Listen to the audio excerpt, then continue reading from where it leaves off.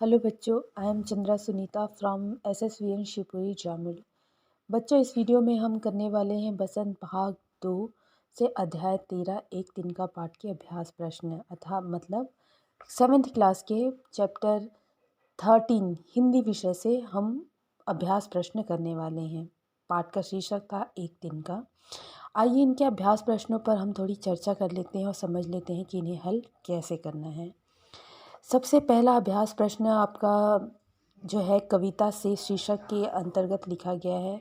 हमने कविता पढ़ी और कविता का सारांश जो हमारे रूप में उभर कर आया वो हमें ये सीख देता है कि हमें कभी भी घमंड नहीं करना चाहिए। चलिए इनके अभ्यास प्रश्नों को सरल से सरल तरीके से समझने की कोशिश करते हैं। पहला प्रश्न, नीचे दी गई कविता की पंक्तियों को सामान्य वाक्य में बदलिए। सामान्य वाक्य में बदलिए मतलब देखिए, प्रश्न को समझ लीजिए, फिर इसका उत्तर लिखना बहुत ही आसान हो जाएगा। एक कविता है, यानी कि कविता हमने पढ़ी, क्योंकि हम जानते हैं एक कविता होती है। कविता में एक तो सामान्य अर्थ होता है और उसके अंदर एक गूढ़ अर्थ छिपा होता है। इन कविता में इस कव्य जो हमारे काव्यात्मक भाषा है, इसे हम सरल से सरल, यानी कि हमारे रोज़ की जीवन में आने वाली भाषाओं की तरह सरल रूप में हमें बनाना है। आपको इसमें उदाहरण भी दिया है, देखिए, जैसे कि एक तिनका आँख में मेरी पड़ा। एक तिनका आँख में मेरी पड़ा, इसका सरल रूप क्या है? मेरी आँख में एक तिनका पड़ गया या गिर गया। ठीक है। दूसरा एग्जाम्पल क्या दिया है? मूठ देने लोग कपड़े की लगे, इसका सरल रूप क्या है? लोग कपड़े की मूठ देने लगे। चलिए अब आगे हम पढ़ते हैं और इसे समझने की कोशिश करते हैं। एक दिन जब था मुंडेर पर खड़ा, ये कविता की भाषा हो गई, काव्य भाषा इसे हम कह सकते हैं। इसका सरल रूप क्या हो जाएगा? एक दिन मैं छत पर खड़ा था। ठीक है, क्या होगा? एक दिन जब मैं छत पर खड़ा था।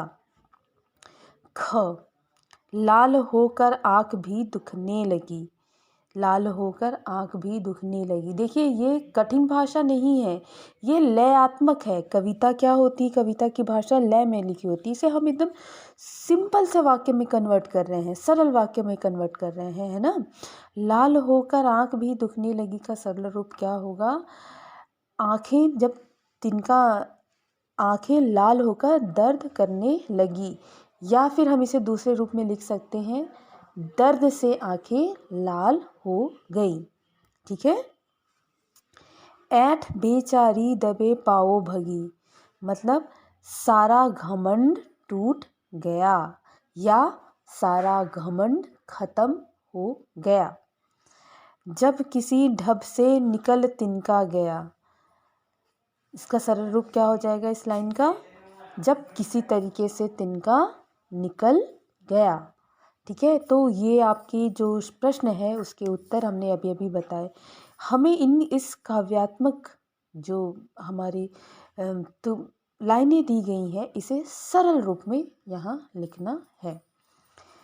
दूसरा प्रश्न क्या है? चलिए पढ़ते हैं। एक तिनका कविता में किस घटना की चर्चा की गई है जिससे घमंड नहीं करने का संदेश मिलता है? तो हमने इससे संबंधित जो वीडियो बनाया था पाठ का, उसमें हमने पढ़ा कि एक व्यक्ति अपने घर की मुंडेर पर खड़ा था और अपने जीवन में कमाई गई उपलब्धियों पर घमंड कर रहा था। उसके पास बहुत सारे पैसे थे, बहुत आलीशान घर था, सारी सुख सुविधाएं जो एक बहुत अच्छे से जीवन जीने के लिए चाहिए होता, वो सब उसके पास था। और इसी बात पर उसे घमंड था कि उसे दुनिया में कोई भी तकलीफ़ नहीं है, उसके पास सारी सुख सुविधाएं और ऐश आराम है।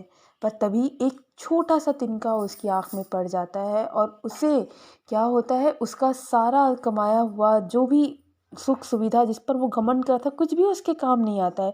वो दर्द से तड़पने लगता है, उनकी आंखें दर्द से सूज जाती हैं और कितनी मुश्किल से जब वो तिनका निकलता है तब उन्हें एहसास होता है कि नहीं, घमंड नहीं करना चाहिए। एक छोटा सा तिनका भी हमें एहसास करा जाता है कि हमारे पास जो कुछ भी है, ठीक है, हमारे पास जो कुछ भी है वो घमंड करने के लिए नहीं है। हम उसका सुख भोग सकते हैं, ठीक है, हम उसका इस्तेमाल कर सकते हैं, पर उसमें घमंड करना गलत बात है।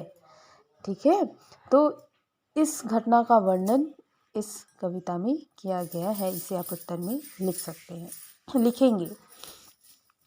तीसरा प्रश्न, आँख में तिनका पड़ने के बाद घमंडी की क्या दशा हुई? तो जैसे ही हमने बताया, आँख में तिनका पड़ने से क्या हुआ, घमंडी की जो जो व्यक्ति घमंड कर रहा था उसकी आंखें दर्द से लाल होकर सूज गई और बहुत ही जतन करने के बाद, बहुत सारे तरकीब लगाने के बाद जो है वो तिनका उनकी आँख से निकल पाया और घमंडी का सारा घमंड टूट गया। चौथा प्रश्न, घमंडी की आँख से तिनका निकालने के लिए उसके आसपास के लोगों ने क्या किया? तो जब घमंडी यानी कि जो हमारे पाठ के लेखक हैं, आप लेखक मान के चल सकते हैं, जो भी इस पे घमंड कर रहा है, उनकी आँख में तिनका पड़ता है तो लोग क्या करते हैं, आसपास के लोग आँखों से तिनका निकालने के लिए बहुत सारे तरीके सुझाने लगते हैं और कुछ लोग कपड़े की मूठ से लेखक जो कवि घमंडी है उनकी आँखों को सेक कर दबाकर तिनका बाहर निकालते हैं। ये इस प्रश्न का प्रश्न नंबर 4 का उत्तर होगा, जिसे आप लोग लिखेंगे। प्रश्न नंबर 5, एक तिनका कविता में घमंडी को उसकी समझ ने चेतावनी दी। ऐठता तू किस लिए इतना रहा, एक तिनका है बहुत तेरे लिए। ये हमने पाठ में पढ़ा, ठीक है, कि एक तिनका भी व्यक्ति का घमंड तोड़ने के लिए बहुत है। एक तिनके से भी व्यक्ति का घमंड टूट जाता है, तो घमंड नहीं करना चाहिए। आगे क्या कहता है प्रश्न में, इसी प्रकार की चेतावनी कबीर ने भी दी थी। अब कबीर कौन है? कबीर मतलब यहाँ कबीरदास जी, जो कवि कबीर हुए हैं ना, उनकी बात की कर रहे हैं। तो वो भी तिनके को लेकर उन्होंने भी कुछ चेतावनी दी है। चलिए देखते हैं क्या है। तिनका कभो नींद ये पाँव तले जो होए, कभो उड़ी आँखन परे पीर घनेरी होए। इस ये दोहे का क्या अर्थ है? दोहा मतलब जानते हैं ना, जो 2 लाइनों की होती दोहा कहलाता है।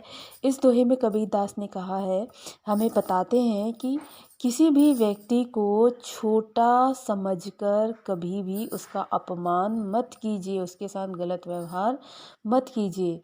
जिस तरह सूखे तिनके को अगर आप पैर से मसलते हैं, तो अगर हवा से वो उड़कर आपकी आँख में पड़ता है तो वो आपको इतनी तकलीफ़ दे सकता है जिसकी कि आपने कल्पना भी नहीं की है। ठीक है? तो यहाँ 2 बातें हैं, यहाँ 2 बातें बताई जा रही हैं, है ना? एक में यही बात बताई जा रही है कि एक तिनका भी व्यक्ति का घमंड तोड़ देता है, इसलिए घमंड नहीं करना चाहिए। ठीक, कबीरदास जी ने हमें क्या बताया कि किसी भी व्यक्ति को छोटा समझ के, कमज़ोर समझ के उसका अपमान नहीं करना चाहिए। किसे पता कब कौन बड़ा होकर आपको बहुत बड़ी चोट दे जाए। तो इसी समानता और असमानता दोनों को लिखना है। तो समानता में हम क्या लिखेंगे कि दोनों ही कवि ने क्या किया है, तिनके के महत्व को समझाया है कि छोटी सी छोटी चीज़ भी हमें जीवन का बड़ा सा बड़ा सिखा जाती है।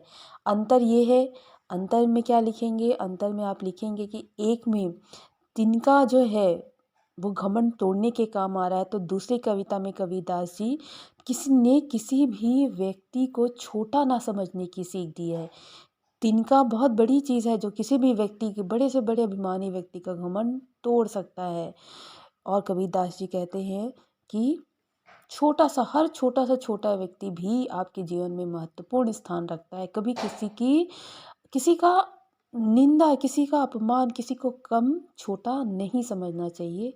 ये 2 सीख हमें इन 2 कविताओं से मिलती है, जिसे आप उत्तर में लिखेंगे समानता और अंतर के अंतर्गत।